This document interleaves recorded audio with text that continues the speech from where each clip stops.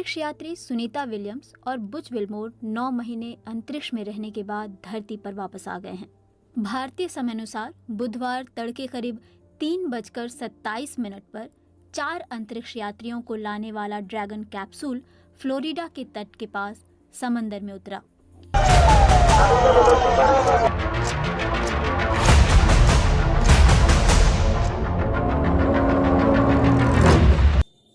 नमस्कार, मैं जगत सिंह अवाना और आप देख रहे हैं सरंजना टाइम्स। क्या आपको पता है देश की जीडीपी कितनी है? क्या आपको पता है देश में महंगाई कितनी है? क्या आपको पता है देश में बेरोजगारी कितनी है?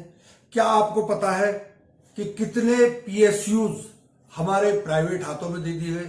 क्या आपको पता है हमारी रेलवे का कितना भाग प्राइवेट को दे दिया गया? क्या आप ये भी जानते हैं कि इस समय भारत में सरकार का एक भी विमान नहीं है? क्या आपको ये भी पता है कि जो विदेशों से फंड या विदेशों से जो व्यापार होता था उसकी क्या स्थिति है? क्या आपको पता है यहां से जो एक्सपोर्ट होता था उसकी क्या स्थिति है? आपको इन बातों से कोई लेना देना नहीं है, क्योंकि आप तक ये खबरें आने ही नहीं दी जा रही हैं। देश में जीडीपी क्या है, किसान कहां बैठे हुए हैं, किसानों के साथ क्या हुआ है, जो बच्चे पेपर लीक हो जाते हैं उनका क्या हुआ, पेपरों का क्या हुआ, मेडिकल में जो एमबीबीएस के लिए नीट की परीक्षा होती है उसका क्या हुआ, आपको कोई लेना देना ही नहीं है इन बातों से। दरअसल आप लोग, मैं थोड़े कड़वे शब्दों का इस्तेमाल कर रहा हूं, आप लोग अफीम चाट चुके हैं धर्म की। आपको केवल धार्मिक भावनाएं दिखती हैं। आपको हर व्यक्ति में, चाहे वो कोई भी हो, मुसलमान दिखता है, आपको हर व्यक्ति में अपना दुश्मन दिखता है, जबकि आप ये भी जानते हैं कि इस देश की जो संविधान है वो हमें सर्वधर्म समभाव का पाठ पढ़ाता है, यानी सारे धर्म एक जैसे होने चाहिए। परंतु आज आप इन खबरों से दूर हैं। जितनी भी मैंने चीजें बताई, आप मुझे कमेंट्स करके बता सकते हैं कि आपको किस चीज का पता है। मैं गारंटी के साथ कह सकता हूं, एक दो लोगों की बात नहीं करता कि जिन्हें पता हो, परंतु ज्यादातर को यह पता नहीं होगा कि इस समय देश में हालात क्या है। आज मैं 2 खबरों की बात करता हूं। पहली खबर है नागपुर में हिंसा की, और दूसरी खबर है सुनीता विलियम आज सुबह स्पेस से अमेरिका के धरती पर आ गई। नागपुर हिंसा में किसका हाथ था? नागपुर हिंसा क्यों हुई? औरंगजेब की कब्र अगर बनी हुई थी, जो 300 साल से बनी हुई है, अगर वो बनी हुई है तो अब उससे कौन से धर्म को खतरा है? और कुछ गाड़ियां भी जलाई गई हैं। औरंगजेब की जो कब्र के प्रतीकात्मक दहन के दौरान जो चादर इस्तेमाल हुई थी उसको लेकर विवाद खड़ा हो गया। ये जानकारी योगेश पांडे और टुडे के रिपोर्टर हैं उनके हवाले से हम बता रहे हैं, क्योंकि मुस्लिम समाज ने दावा किया कि उस चादर में जो धार्मिक बातें लिखी थी उससे उनकी भावनाएं आहत हुई हैं। इसके चलते मुस्लिम समुदाय के लोग नागपुर के महल क्षेत्र में शिवाजी प्रतिमा के सामने इकट्ठे हुए और विरोध प्रदर्शन किया, जिसके बाद 2 समुदायों के बीच में ये पूरी भिड़ंत हुई है। तो इसमें जो जानकारी अभी योगेश पांडे ने बताई है, जिस तरीके से वो लगातार रिपोर्ट कर रहे हैं इस पे, कि ये कंट्रोवर्सी शुरू ही हुई थी औरंगजेब की कब्र को लेकर, और इसमें हिंदू संगठन वीएचपी और बजरंग दल शामिल है, जिसमें उन्होंने मांग की थी कि उस कब्र को हटा दिया जाए। और आज एक बड़ा प्रदर्शन हुआ था। आज यानी 17 मार्च वीएचपी यानी विश्व हिंदू परिषद। हाँ, और औरंगजेब अच्छा आदमी नहीं था, परंतु उसकी कब्र अगर बनी हुई है तो इस तरह से अगर हिंसा, बजरंग दल, आरएसएस और वीएचपी वाले उस कब्र को तोड़ने के लिए जाएंगे, तो कई लोग ऐसे भी हैं जो औरंगजेब को चाहते हैं, तो वो हिंसा करेंगे ही करेंगे। ऐसे में सवाल उठता है कि जब सरकार हिंसा जो नागपुर में हुई उसकी बात करके और उल्टा वहीं के लोगों को दोषी ठहराकर और सरकार लॉ एंड ऑर्डर पर सवाल उठाने वालों को चुप कराने का प्रयास करती हो, तो ये घटनाएं घटती रहेंगी। उसमें ढेरों गाड़ियां जल गई, ढेरों घरों के शीशे तोड़ दिए गए, ढेरों लोगों को चोट आई, 30 से अधिक लोग अस्पताल में भर्ती हैं, 35 के करीब पुलिसकर्मी इसमें घायल हुए हैं। इससे किसको फायदा हुआ? औरंगजेब की कब्र आईएस उसके जो हमारा वो है जो पुरातत्व विभाग है उसके अंडर में आती है।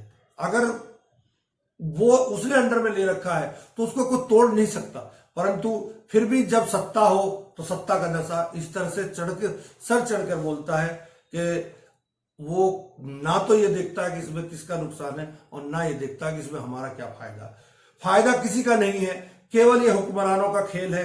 मैंने अभी आपको बताया कि आपको किसी चीज का पता नहीं है, उन चीजों पे आपका ध्यान ना जाए, इसीलिए आपको रोज रात को टीवी की डिबेटों में ये चीज दिखाई जाती है कि ये हो गया, मुसलमानों ने ये कर दिया, संभल में तिरपालों से ढक दिया, संभल में लगने वाले एक मेले को प्रशासन ने परमिशन नहीं दी, ओह तालियां बजाओ ताली, ऐसे तालियां बजाते हैं जो हिंदू कट्टर समर्थक हिंदुत्ववादी हैं। हिंदू तो मैं भी हूं, परंतु मैं इस तरह से नहीं है कि दूसरे धर्म को नीचे दिखा के आप अपने धर्म को ऊंचा करें। तो इस हिंसा से किसको फायदा हो रहा है? आप दिमाग लगाइए। जब जनता भूखी मरनी शुरू हो जाती है और उसको धर्म का प्याला पिला दिया जाता है, धर्म का अफीम चटा दी जाती है, तब ऐसी खबरें ही सामने आती है। संभल आएगा, कोई और आ जाएगा 2027 तक।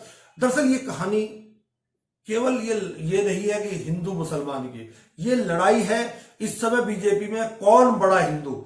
इधर संभल में होली पे जो ड्रामा हुआ उसकी काट के लिए देवेंद्र फडणवीस ने नागपुर में इस तरह का बवंडर मचवाया। अगर सीएम चाहते, पुलिस चाहती तो दंगा नहीं हो सकता था। वहां तक पहुंचने नहीं देती उन लोगों को, मजार तक कैसे पहुंच गए वो? तो प्रशासन की लापरवाही है, कहीं ना कहीं प्रशासन की ढील है। उसी तरह संभल में भी मैंने वीडियो बनाई, उस आप मेरी टाइमलाइन में देख सकते हैं। उसमें मैंने दिखाया था कि कई जगह हिंदुओं ने मुसलमानों के ऊपर फूल डाले हैं और कई जगह मुसलमानों ने हिंदुओं के ऊपर फूल डाले होली खेलते हुए। ये आपस में मेल की भावना आखिर कहां गई?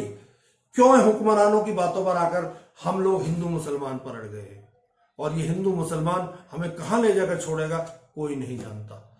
आप एक बात का ध्यान रखिए, जो कट्टरपंथी देश होते हैं उन्होंने आज तक तरक्की नहीं की। जितने कट्टरपंथी देश है सब बर्बाद हुए हैं।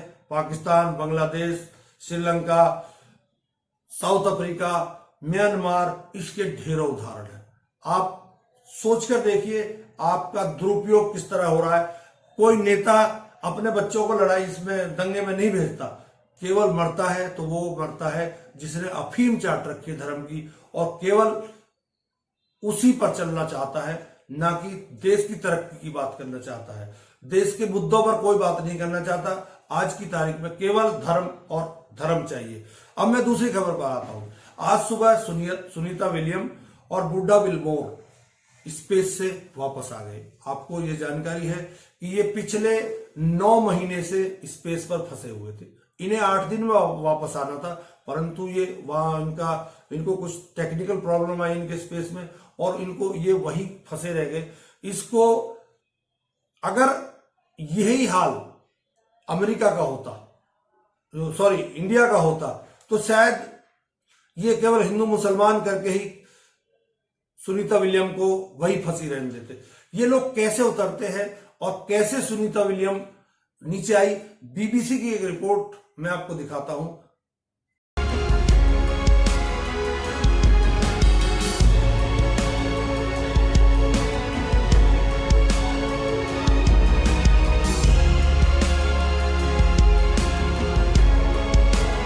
धरती से करीब 250 मील ऊपर इंटरनेशनल स्पेस स्टेशन पर आपने दुनिया को उस नजरिए से देखा है जिसे बहुत कम लोग ही देख पाते हैं।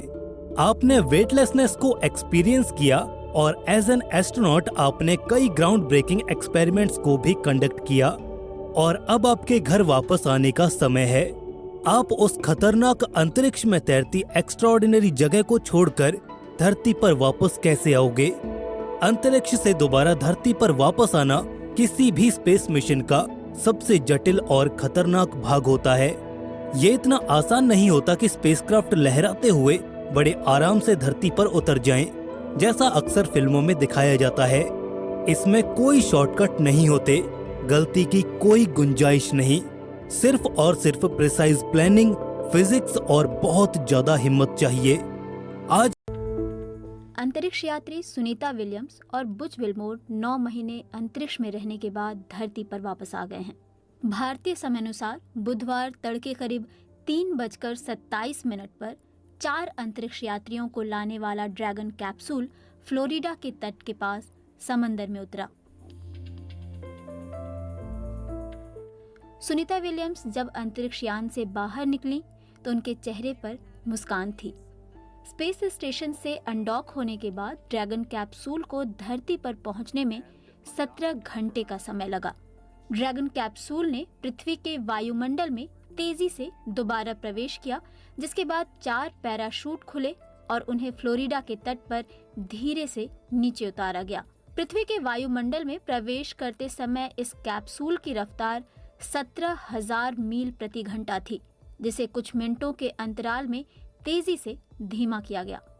नासा के वाणिज्यिक क्रू कार्यक्रम के प्रबंधक स्टीव स्टिच ने क्रू मेंबर्स की तारीफ की है। दोनों अंतरिक्ष यात्री सुनीता विलियम्स और बुच विल्मोर जून 2024 में स्टारलाइनर स्पेसक्राफ्ट के जरिए इंटरनेशनल स्पेस स्टेशन पहुंचे थे। इसे बोइंग ने बनाया था। स्टारलाइनर में आई खराबी के कारण वो वहीं फंस गए थे। उड़ान के दौरान जब ये यान ISS के करीब पहुंचा तो उसमें समस्याएं पैदा हो गई थी। स्टारलाइनर के 5 थ्रस्टर्स बंद हो गए। अंतरिक्ष में वैक्यूम होता है, ऐसे में थ्रस्टर्स यान को दिशा देने का काम करते हैं। इसके साथ ही इस यान का हीलियम भी खत्म हो गया। इससे दोनों अंतरिक्ष यात्रियों की वापसी की योजना अटक गई। यान में खराबी का ये सिलसिला यही नहीं रुका।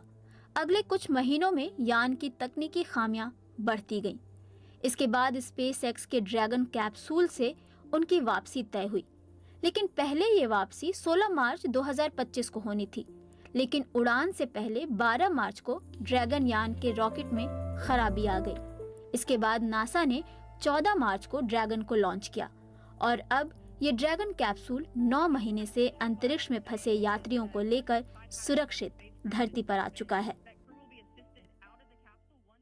आपने देखा अमेरिका स्पेस में जाने की बात कर रहा है, हिंदुस्तान हिंदू मुसलमान की बात कर रहा है, हिंदुस्तान आगजनी की बात कर रहा है, दंगों की बात कर रहा है। आपको यकीन नहीं आएगा कि नागपुर में 300 साल में जब से नागपुर बसा है ये पहला दंगा है। क्यों हुआ पहला दंगा?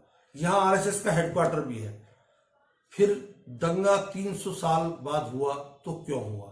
ये हुक्मरानों, नेतागिरी और अपनी वोट की राजनीति के लिए आप लोगों का इस्तेमाल हो रहा है और आप बखूबी इस्तेमाल हो भी रहे हैं। आपने अफीम चाट रखी है। मैं बार बार इस बात को कह रहा हूं, आप धर्म की अफीम को फेंक दीजिए और इस देश की तरक्की की बात करिए। ऐसा ना हो कल आने वाली पीढ़ियां हमें और आपको गाली देती नजर आए।